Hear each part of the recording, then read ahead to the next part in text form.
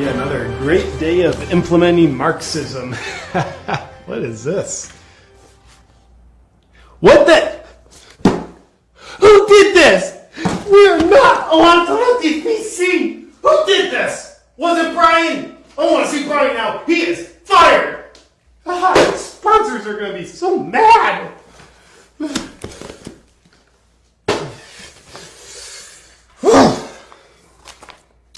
Good evening. Tonight's top story. Drug companies are helping humanity more than anyone else. How so? Stay tuned to find out. But first, we'd like to address the utterly false rumors that the news we bring you is somehow influenced by drug companies, and that what we tell you is somehow in line with what's most profitable for them rather than what's true. These rumors are totally and completely false. They're simply misinformation that's posing a public health risk and is contributing to climate change.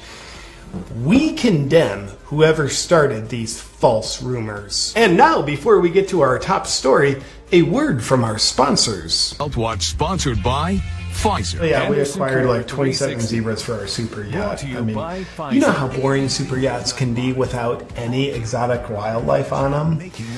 You'd be surprised. Zebras keep their hoods exceptionally clean. Oh, and I've been meaning to ask, was it our network president that Robert F. Kennedy Jr. was talking about when he said he was told that 70% of ad revenue for the news division comes from drug companies? I don't know. Well, it was someone. We probably shouldn't talk about that. Oh, no. I'll keep this from seeing the light of day. And tonight's top story is we want you to believe that drug companies are the #1 force for helping humanity. Why are they? Well, for one, they innovate. For example, when Moderna was given nearly $1 billion of US taxpayer money to develop a new product, they came through and developed a life-saving shot with what we originally told you was a 93% effectiveness rate, give or take. And after the product development was almost entirely paid for by US taxpayers, the product is now being sold back to US taxpayers who paid for it in the first place, which means they get to pay for it twice, which is just how things like this work. And I'm checking this spreadsheet to see if the taxpayers get a royalty on the product that they paid to develop, and no! Moderna gets to keep it all. Which is great because health data analytic group Airfinity projects that Pfizer and Moderna will be scraping by in 2022 with a meager $93.3 billion in revenue. I wonder what their top selling product is. What's even more impressive is that Moderna was given nearly $1 billion in taxpayer money to develop a product when they had never developed a product like this before. Talk about a beginner inspiringly defying the odds. And this kind of makes Moderna like the mother who's lifting a car off of her trapped child. Mother Moderna saving us. You could almost say that Moderna is a savior like Superman, if the new Superman wasn't so busy sucking guys off. But what people want to know is, who's the person with almost psychic levels of prophetic power who knew to give Moderna the taxpayer money to develop a shot, even though they had never developed one before? Looking in the Bible and... oh, right here. Fauci, the head of the NIH. Moderna's track record of 0 successes must have impressed him. Could you go ahead and burn this for me? And if you've never heard of the NIH, they're the organization that Public Citizen says may own a 50% stake in the Moderna shot. Wait a minute. Are zebras gluten intolerant? I think so. I don't let animals with inferior intestines on my yacht. We'll have to find another species. Since February 2020, Moderna's share prices have gone up by 700%, which means you are very safe because Fauci and everyone at the NIH are doing very well. And we're delighted to report that another of our loyal sponsors has had its booster shot approved by the FDA.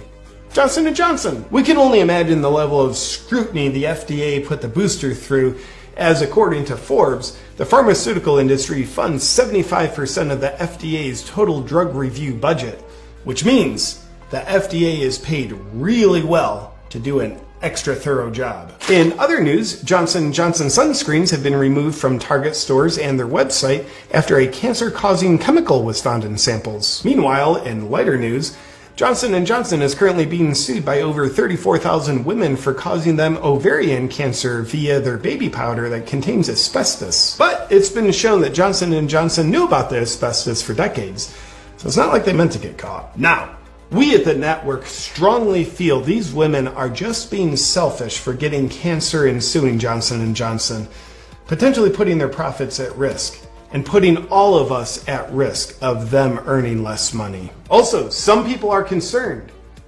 Could the same terrible thing happen with a Johnson & Johnson jab? You'll be relieved. The answer is no.